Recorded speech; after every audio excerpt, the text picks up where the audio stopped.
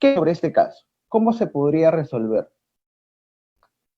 Julio, una vivienda en Los Olivos, es decir, Julio es propietario. Vamos a poner acá que Julio es propietario.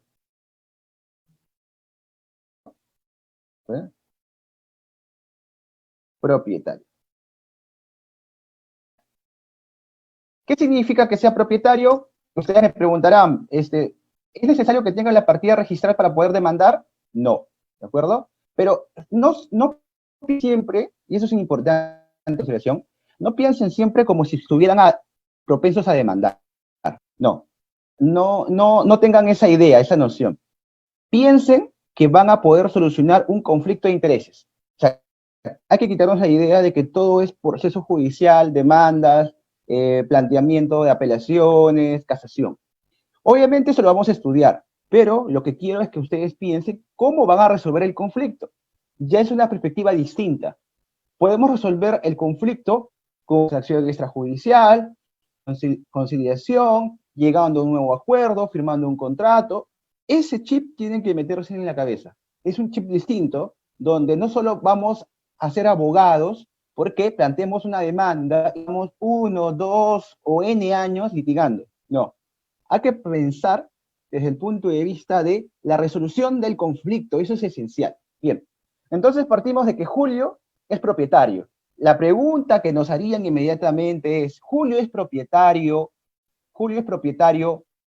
registral? ¿Julio es propietario mediante documento escrito? Julio, ¿por qué es propietario? ¿Ya? Entonces la pregunta es, ¿cómo es propietario? Esa es la primera pregunta. Y su respuesta no puede ser que Julio es propietario porque está en registros públicos. No, ese no es la respuesta. La respuesta es Julio es propietario por varios factores. Julio es propietario porque lo compró de alguien en registros públicos. Eso indica que hay una cadena de transferencia.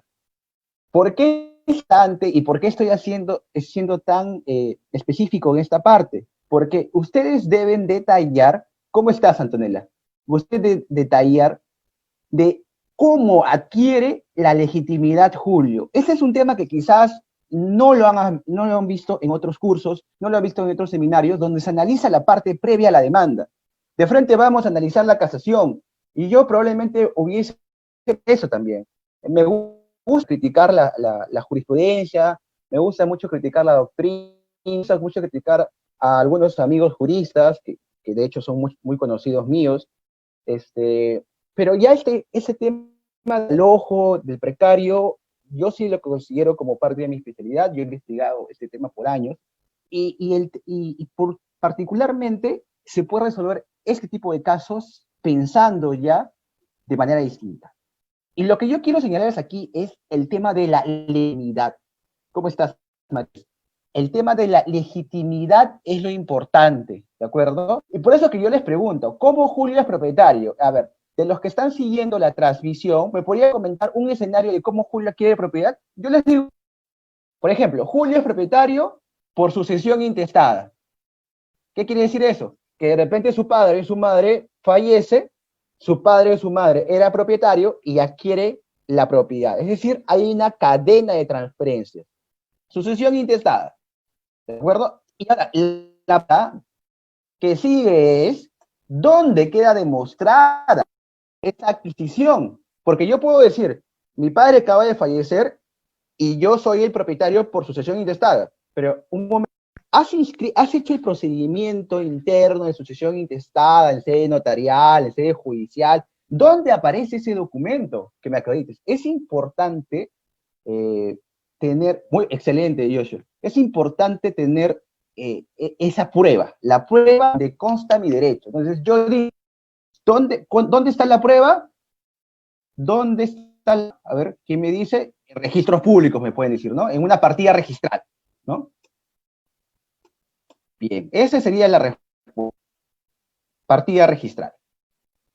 ¿Por qué es importante esto? A ver, yo les hago la pregunta. Si yo, como Julio, propietario, planteo una demanda de desalojo contra este guardacasas, lo voy a subrayar acá, porque yo le he puesto este ejemplo, ustedes lo pueden considerar a casas como quién, ¿quién es el típico guardacasas? A ver, ¿quién es el típico guardacasas? Es el servidor de la posesión, ¿no? Y ahí tenemos un dilema, ¿no? Vamos a ver después. Es un dilema, ya que muchas personas nos dicen, al que demandamos por precario siempre es un poseedor. En este caso, el guardacasas no es un poseedor, el guardacasas es un servidor de la posesión.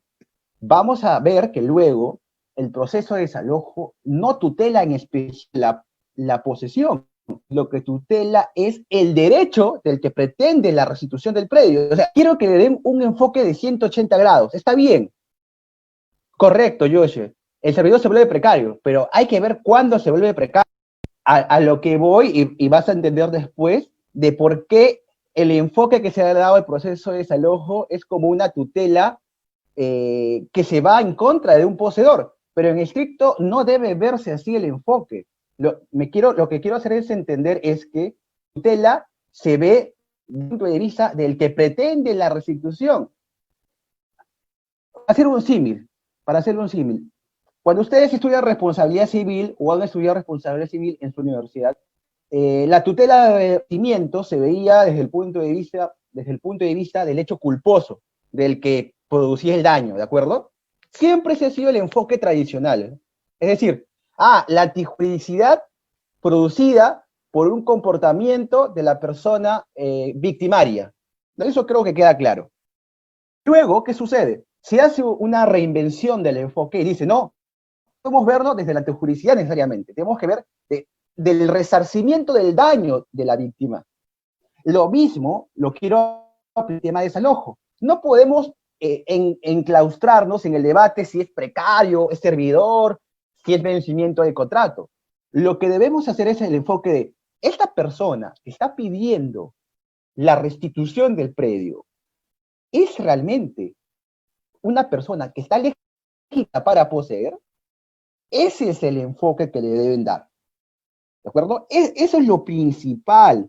Entonces, el tema que salió en el cuarto pleno casatorio, que sí, es muy bueno, pero no ha solucionado muchas cosas, ha dejado muchas cosas en el tintero. Luego, los plenos jurisdiccionales respectivos, por ejemplo, este último que salió en el 2019 sobre desalojo entre las relaciones familiares, se enfoca en quién. Se enfoca muchas veces en la persona demandada y se discute si es precario o no es precario, cuando en estricto el enfoque que se debe es quién está demandando. Esta persona que está demandando tiene legitimidad para hacerlo, tiene la necesidad de restituir, ¿de acuerdo? Hay que tener en cuenta ello. Igual, como saben, esta es una clase en vivo, cualquier tema puntual de audio, cualquier tema puntual de quizás declaración de un punto, me lo pueden hacer en la caja de comentarios, amigos del Zoom, que me están siguiendo en un momento. Yo les estoy dando una prioridad en el 100% a que ustedes en este tema. Vamos a inclusive también ponernos de acuerdo a la hora de hacer el break. Tenemos un break de 1 hora, almuerzo, así que ustedes me digan, almorzamos 1:30, 2:30 de la tarde, porque esta sesión desde el punto de vista formal, es hasta las 5. Pero no hay ningún problema en seguirlas hasta las 5:30, 6, si requiere el caso. Así que sean muy participativos, vamos a aprovechar de manera intensiva. Perfecto, bien. Cualquier cosa, igual nos puedes seguir en la caja de comentarios, es lo que quería decirles, ¿no? Cortes del audio, ustedes saben, esto sucede a veces en una clase, y más que todo es que me pongan de aviso si es que no se llega a escuchar, porque a veces pasa que pues por la conexión donde yo estoy, o a veces sucede por la conexión de ustedes. Pueden ser muchos, pero igual me lo comunican. Sí, y reitero la posición. La prueba está en la partida registral, ¿de acuerdo? Bien, aquí está la prueba. Pero de repente ustedes, y como bien lo han dicho en los comentarios, de repente no quiero por sucesión intestada, yo quiero por una compra y venta, ¿de acuerdo? Una compra y venta. ¿Y cuál es la prueba de tu compra-venta, estimado Julio? Acá está mi minuta con firma legalizada, ¿de acuerdo? Mi minuta con firma legalizada. ¿Se dan cuenta de la diferencia? ¿Se dan cuenta de la diferencia? la minuta legalizada. ¿No? ¿Sí? Bien. ¿Cuál es la diferencia en esencia? Tenemos que una partida registral como documento probatorio para poder plantear mi demanda a futuro, y en el otro lado tengo una minuta con firma legalizada. ¿Ambos son pruebas válidas para la propiedad? A ver, esa es la pregunta. ¿Ambos son pruebas válidas para la propiedad? ¿Mm? ¿Sí o no? ¿Ambos son pruebas válidas para la propiedad? A ver, estimados. A ver, sí. A ver acá. A ver ahí, si se puede escuchar bien. Pues menos, tenemos un asistente que me ayuda en la parte técnica, igual siempre se somete a su criterio si es que se escucha. Yo supongo que se escucha. Yo me estoy escuchando a mí mismo. Ya, bien. Joshua, sí, correcto. Ambas son pruebas válidas de la propiedad, pero la pregunta es pruebas de la partida registral y la minuta. En el proceso de desalojo, ¿discutimos propiedad? No discutimos propiedad. Lo que discutimos, ¿qué cosa es? Legitimidad, ¿ya? Legitimidad para plantear demandas. ¿De acuerdo? Ese es el criterio. La legitimidad para plantear demandas. Entonces yo les hago la siguiente pregunta. Tanto la partida registral como la minuta con firma legalizada, independiente del acto el cual yo mantuve o tengo mi adquisición de propiedad, ¿me legitima? Sí. ¿Me legitima en qué? En estar poseyendo el bien, porque el propietario está legitimado a poseer. ¿De acuerdo? Esa es la primera noción que tienen que entender. La legitimidad proviene ¿de dónde? De cualquier acto jurídico. Tanto la sucesión intestada como la compraventa que vengan a ser actos o negocios, actos jurídicos, negocios. Y eso es un poco lo que discutió el cuarto pleno casatorio. Hasta ahí me estaban entendiendo. Y esa es la prueba del acto jurídico, la prueba del negocio jurídico. ¿Cuál es la prueba? La partida registral. ¿Cuál es la prueba? Legalizada. Esas son pruebas que se van a presentar en el proceso. Ahora bien, lo que estoy diciendo de cómo es propietario Julio, ¿dónde va a estar incluido, estimados? ¿Dónde va a estar incluido? En los hechos. Quizás, en los hechos. Porque tú vas a señalar que has adquirido la propiedad mediante compra de tal persona y por ello deriva tu derecho de propietario. Y tu derecho como propietario te mantiene o te permite ejercer posesión. Y esto vas a considerar en dónde, en las pruebas que vas a presentar en la demanda. ¿De acuerdo? Bien, más o menos que se va entendiendo. ¿De acuerdo? Bien, perfecto. Ahora, estimados, la legitimidad para plantear la demanda se puede ver desde dos puntos de vista. A ver, la legitimidad para tener un derecho,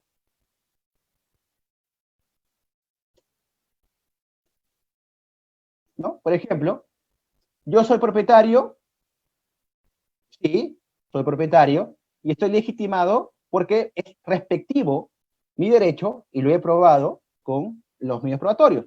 Pero de repente, correcto, el interés, legitimidad se tiene que ver también desde un punto de vista procesal.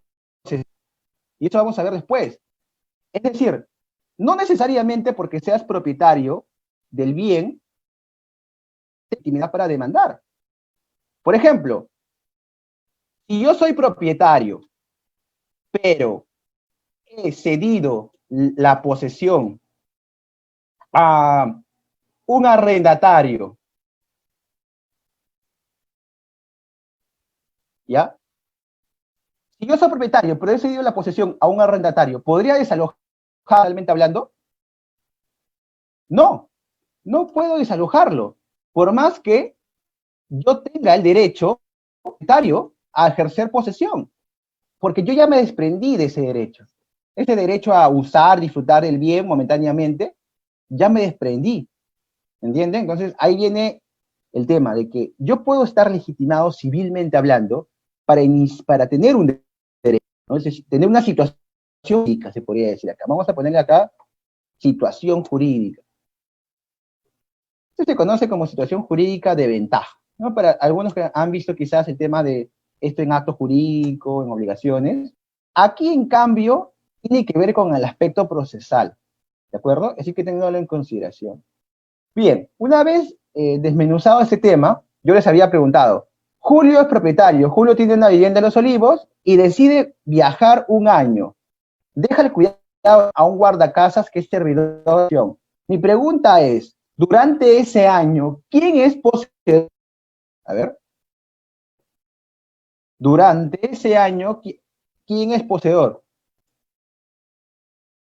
Ajá, muy bien. Julio sigue siendo poseedor porque básicamente el guardacasas es una extensión de la posesión de Julio. Entonces vamos a notar ello. El guardacasas es una extensión, ¿de acuerdo? Una extensión de la posesión de Julio. Básicamente, ¿qué hacemos con esto? Inicializamos a las personas. Esto que quiero que quede claro, instrumentalizamos a las personas.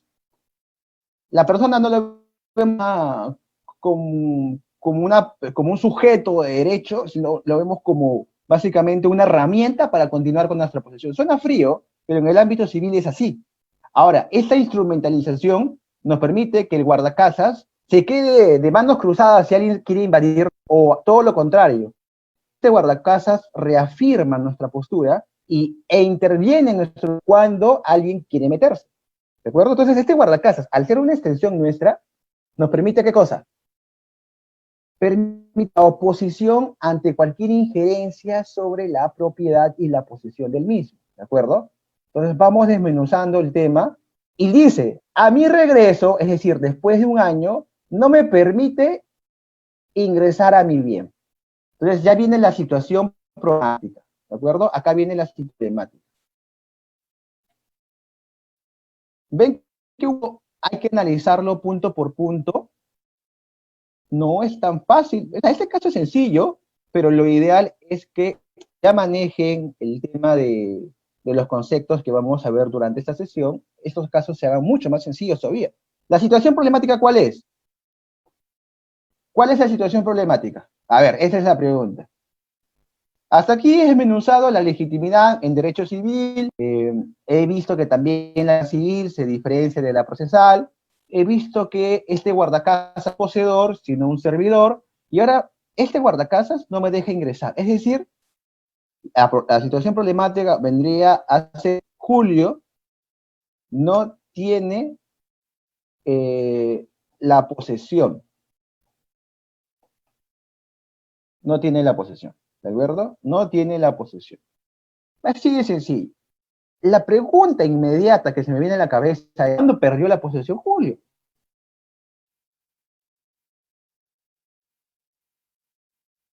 A ver, ¿cuándo perdió la posesión Julio? Vamos a borrar esta parte para que se pueda ver más grande. A ver, ajá, muy bien, que el guardacasas no quiere entregarle, pero ¿cuándo pierde la posesión Julio entonces? Ajá, muy bien. La posesión la pierde desde el momento en que el guardacasas entra en contacto con el bien o desde el hecho negativo de casas en permitirle el ingreso. Yo creo que es la segunda, ¿no? La segunda. Entonces, el hecho problemático, la situación problemática es la negativa de devolución. Y esto me hace pensar en lo siguiente. Esta negativa de devolución vuelve al guardacasas. Esta negativa de devolución del bien vuelve al guardacasas en poseedor. Vamos a poner efecto, lo vuelve poseedor. ¿Ya? Bien, me voy comentando, sí, poseedor precario. Bien, esta es una forma de verlo desde el punto de vista procesal, estimados, ¿no?